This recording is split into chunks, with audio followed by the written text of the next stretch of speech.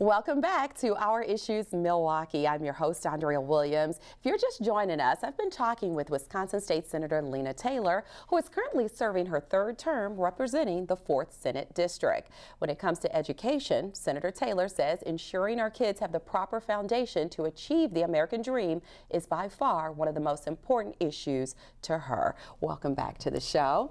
And when we talk about education, that's a huge concern for many people. 85% of Milwaukee public school students reportedly read below grade level, and 70% of their parents are functionally illiterate.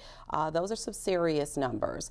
And Wisconsin State Senator Alberta Darling, she proposed solving some of the issues within MPS by taking over low-performing schools and turning those over to private or charter operations. And many oppose that concept, needless to say, but recently Milwaukee County Executive Chris Abele did appoint Dr. Damon Means as Commissioner of the Opportunity Schools Partnership Program. I'd love to know your thoughts on that. Well, I think the first thing I'll say is I have been the champion against that piece of legislation that got inserted into the budget. And when Senator Darling and Dale Coinga first created their opportunities concept for Milwaukee, I shared with them then that I did not agree with it when they did it, and that candidly, you can't do anything if you don't wrap services around families and around children. Not just the children, because you have to deal with the whole family situation and dynamics.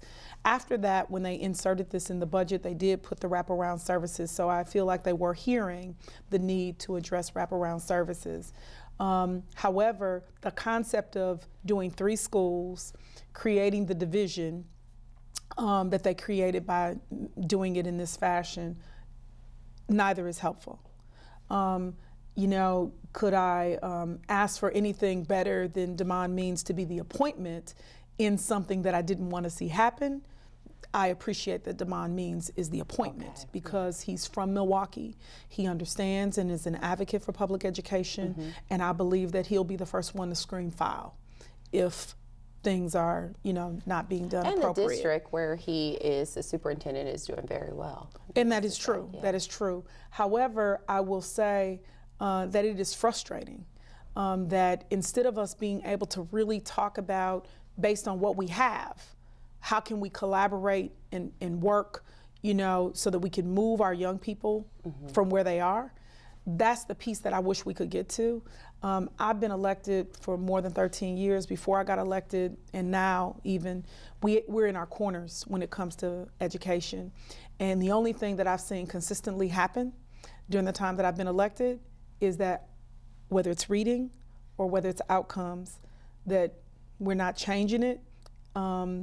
And frankly, definitely not changing it at a rate to be able to save what is now, I would argue, 3 generations of individuals who are challenged with literacy. If you can't read, you can't learn. That's true. And the cycles that we see, poverty, the poverty and incarceration, it's a pipeline, it's a direct pipeline to prison if you don't have foundationally what you need. And so, you know, for me, I definitely don't agree with the legislation that they did. And candidly, I don't believe it has to be done that way in order to be able to get the work done. But, you know, I didn't agree with voter ID, but I'm telling people to take their ID when they go to vote at the polls, and I'm helping them to get their ID. So I may not agree with the legislation, but now that Damon is appointed, I'm glad that it's him versus somebody who doesn't understand, who I have to explain to, who I don't have a relationship with. And then more importantly, if there's a way for us to undo what has been done because of some collaborative effort that we can, you know, do that is not that, I'd love to try to figure out if there's a way for that to happen. In the end, what I want is for our young people and their parents to be in a different place, because otherwise the pipeline to prison, where we lead in the nation in incarceration of Black men, that's where we're going. It's true. And I always talk about the fact that we are ranked 2nd behind Detroit when it comes to only poverty. sometime. We keep fighting with them with that one. And Detroit has had a major recession in itself. And so you just have to look at the numbers and say, what can we do to change this? It's nothing that any of us are proud of, but it definitely has to be talked about and contended with, no doubt. I want to talk about something really quick. You and I are friends on social media, and I was totally left speechless in reading a post that you had written over the holidays. We keep seeing these headlines of innocent and or unarmed people being gunned down by police, particularly people of color. And it seems like it won't stop. It continues to happen. And to read your post on social media saying that, you know, setting up for the holidays, you asked your son to take a turkey down to a neighbor's house. Simple as that. You've talked about being in the neighborhood where you grew up, talked about all those things. Tell our viewers what happened. So we had given away 750 meals that day, more than 750 actually. And when we got home, my son wanted to take a turkey to a neighbor that he said was in need. And I said, sure. And he didn't want me to put the turkey in a bag. I put the turkey in a brown paper bag because the handle was broke. And he left the house, ran across Capitol Drive, ran across Gospel Lutheran's grass, ran across 16th Street, and turned and looked and saw that there was a police car coming. It didn't have its siren on, it didn't have its lights on, and he kept going to the neighbor's house. He then looked back because he heard someone say, hey, hey, hey, stop, and looked and saw an officer literally getting out the car while the car was moving. So he stopped. And the officer comes over to him and immediately starts frisking him, immediately starts searching him, takes his property, the turkey from him. Then one officer takes it, puts it on the ground and searches it. After the other officer has looked at it, the officer grabs my son, takes my son to a squad car. Oh, wow.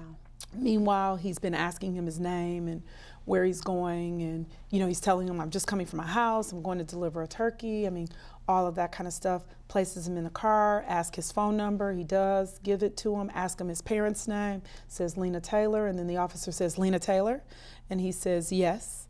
And then the officer asks for my son's number, and which my son had just given him, and he says, you want my number or you want my mom's number?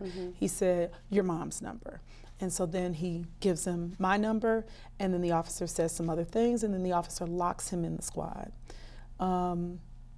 It is the difference between seeing our young people as criminals and seeing our young people as respectable human beings. Absolutely. Officers should be able to do their job.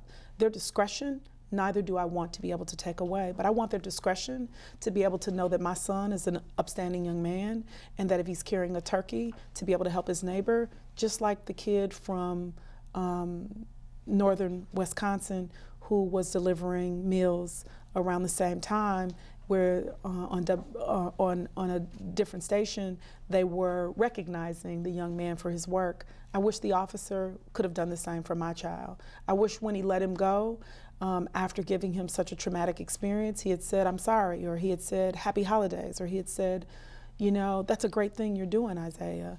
He had said anything to try to heal that situation that did not have to go that way anyway, because he was not a threat, and he had been nothing but cooperative, and there was no reason to hold him and not allow him to be able to go on his own and be free to go.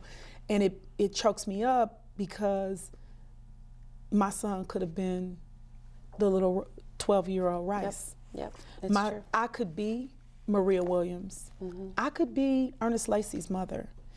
Because the difference is they saw them a certain way and reacted and escalated it to a certain way, and it ended where they didn't come home. And I have to say that I'm challenged that now, even when my child wants to go outside. Yeah, and you don't just worry about him as a child, you worry about him as a black man. This is how some officers respond to people of color, and this is what we're seeing in the headlines, and I do emphasize some. Almost definitely, because all officers are not that way. Our parents used to say, one bad apple. Don't spoil the whole bunch. That's okay, true. Don't let them spoil the whole bunch. But it breaks my heart because I thought it was important for you to talk about it, because then people see, who never really stop to understand when people say Black Lives Matter, this is what They still talking don't. I would about. argue that they still don't fully, because some of the comments that I've been told have been out there, even by some of our very own elected, you know, that are running to be in office. You know, the fact that if it was somebody's different son, would the chief of police called, or would the chief of staff have called? Would the mayor have called right away, or would he have not? You know, I want this to be a teachable moment for our community, to be able to heal past some of the things that have been a problem for decades. There are constitutional rights and obligations, and I support the officers being able to do their job, but there has to be some sense of decency. Yes, and accountability. Exactly. That's the biggest issue, accountability. And there's that also, even though there were body cams, and I thank God for the body cams, but it also shows us whether or not those body cams are being used appropriately, or whether or not the rules we've put in place will give us the information we need, or whether or not they will need to be changed. That's a lot. That's a lot. That's a lot to digest as a parent and as a legislator. It puts you on a whole nother level, and Yes, that, ma'am. as we've talked about throughout this show, is where that passion comes from. It Things is. of these nature that really hit home and become personal, and I'm just really sorry that happened to your little boy. Thank you. He's so sweet. Thank you. and Please keep us in your prayers, because all I can tell you is it's not about Isaiah, right? It's about his story is the story of hundreds of thousands of happens people. every day. Yes, ma'am. Absolutely. Not Thank just you in for Milwaukee. sharing it. Yes.